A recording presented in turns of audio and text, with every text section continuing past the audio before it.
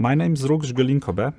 I'm a senior designer for the LEGO architecture and icon lines, and today I've brought one of the most famous buildings in the world, the Eiffel Tower.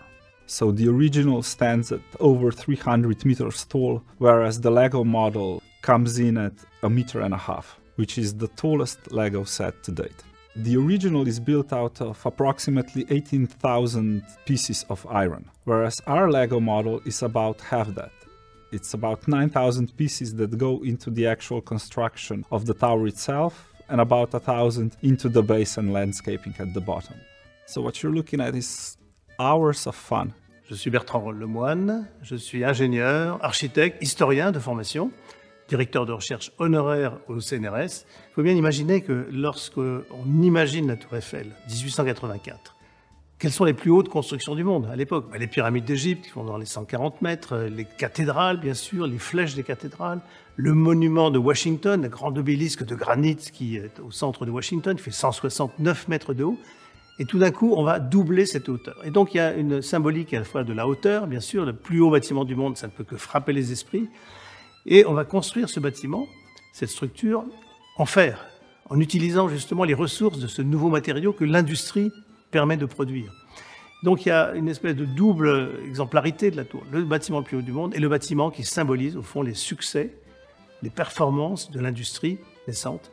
Et au fond, cette tour qui contraste avec les monuments en pierre précédemment construits va ouvrir la voie à de nouvelles constructions, à de nouveaux types de structures qui vont être évidemment à la base des gratte-ciel, par exemple, qui vont fleurir quelques années plus tard aux États-Unis. So you'll start off with a base that creates a Parisian landscape as it would be when the tower was constructed, with nice Parisian benches, lights, trees. But more importantly, it serves a dual purpose. It makes the model strong. So the base, together with 4 legs of the first platform, creates a stable frame. You then continue with a very varied build of 4 legs at different angles, which then join together at the first platform. You would climb higher up to the second, and then onto the slender part of the tower, which ends with the viewing platform at the very top. Et donc, on a vu construire cette tour très rapidement. En 22 mois, on a construit cette partie métallique de la tour, quelque chose de jamais vu, bien sûr, mais grâce à la possibilité de préfabriquer ces pièces en atelier. On a dû construire des fondations, bien sûr, dont 2 sous le niveau de la Seine, un peu compliqué, des fondations en maçonnerie qui sont toujours là, bien solides, et puis la tour ensuite est montée au fur et à mesure dans le ciel parisien jusqu'à atteindre 300 mètres en 1889. So the original plan for the LEGO Tower wasn't mine, but was designed by 3 of my great colleagues. That's Nick Vass, Joel Baker and Alice Geiger, which proved that a model of such scale would be feasible in LEGO. La Tour Eiffel, qui est aujourd'hui un des grands monuments parisiens, elle a été inventée par quelqu'un d'autre qu'Eiffel. Elle porte le nom d'Eiffel, mais ce sont en fait ces 2 principaux ingénieurs, Maurice Coquelin et Émile Nouguier, qui ont eu l'idée en 1884 pour l'exposition universelle de 1889, qui avait donc lieu 5 ans plus tard, de proposer à leur patron une tour de 300 mètres de hauteur, la plus haute tour du monde à l'époque, tout en fer évidemment. Just like on the original tower, the crucial part of putting the LEGO model together is assembling the legs that hold up the first platform. So on the original, they were able to make small adjustments with hydraulic lifts so that everything would fit together perfectly. And following those principles, the LEGO model allows for small adjustments so that you can assemble it just in the right way.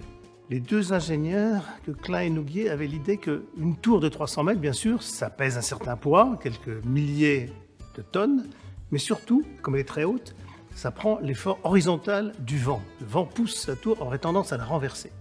D'où sa forme incurvée pour que l'effort du vent se transmette obliquement dans les piliers de la tour. C'est ça qui donne vraiment la forme caractéristique de la tour. C'est issu directement de considérations physiques liées au vent, au calcul, au fait, de l'effort du vent. Après avoir dessiné cette tour, bien sûr, il s'agissait de la construire. Et c'est là qu'Eiffel intervient. Eiffel s'est saisi du projet et a apporté toute son expérience, tout son savoir-faire son entre-gens, son financement aussi pour construire la tour. It was then my task to actually make it buildable. So, just like with the original, I had to make sure that it can actually stand, that you can actually build it in a logical manner, that it would fit the building instructions, that there would be a nice flow to it. So I set it into a more manageable sub-builds, which you would then marry together in the final tower. There's a ton of interesting building techniques in the Eiffel Tower. Since it's not a straight building, but everything is at an angle, I hope that people can be surprised at the different ways we've managed to place the legs, the arms, and the lattice work. I've tried following the principles of the original tower. So where the arms connect, we did it with Lego clips, which then transfer all the forces from the very top up into the base. There's no movable parts. You can arrange the top of the tower, you can arrange the flag so that it stands in the direction of the wind, but that's the only thing. Eiffel était un ingénieur de formation. Il avait un intérêt pour la science.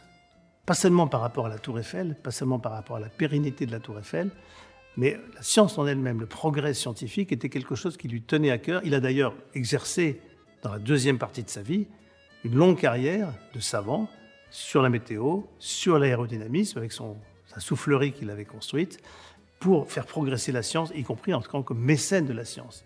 Et pour rendre hommage aux scientifiques qui l'avaient précédé, qui avaient permis en quelque sorte, par le progrès scientifique, la construction de la tour, il avait inscrit sur tout autour du premier étage, juste en dessous du balcon du premier étage, il avait inscrit 72 noms de savants français.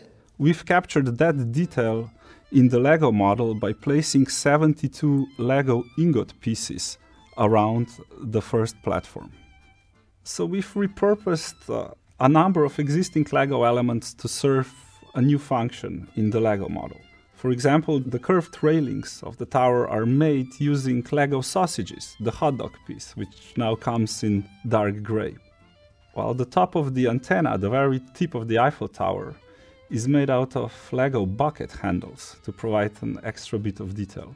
The arches in between the legs, the curves, are made out of roller coaster pieces that are being turned upside down. And another funny thing about those arches is we're following the design principles of the original Eiffel Tower closely. Perhaps you know that the arches on the Eiffel Tower are purely decorative. They don't serve a structural purpose, so they're not holding the tower together. Le schéma initial de la tour, c'était un pylône un peu sec, un projet d'ingénieur, on va dire. Un architecte, Stéphane Sauvestre, est sollicité dès le début pour habiller la tour, pour lui donner des arches par exemple, au rez-de-chaussée qui viennent lui donner une assise, et puis surtout pour proposer des aménagements sur les étages, des salles vitrées dans lesquelles on peut recevoir du public. Parce qu'une tour sur laquelle on n'aurait pas pu monter n'aurait pas eu un intérêt aussi important. Des ascenseurs pour mener le public au premier, au deuxième, au troisième étage, et des salles de plus en plus petites au mesure qu'on monte, bien sûr, mais qui permettaient d'accueillir du public, de le restaurer. Plusieurs restaurants aménagés au premier étage. Ces restaurants vont être reconstruits à plusieurs reprises. D'abord en 1900, pour l'exposition universelle suivante, avec des nouvelles salles. Des boutiques qu'on trouve aussi dès le début, pour vendre des souvenirs de la Tour Eiffel. Bon, ça contribue à son financement. Et puis, ces salles vont être reconstruites une deuxième fois dans les années 1980.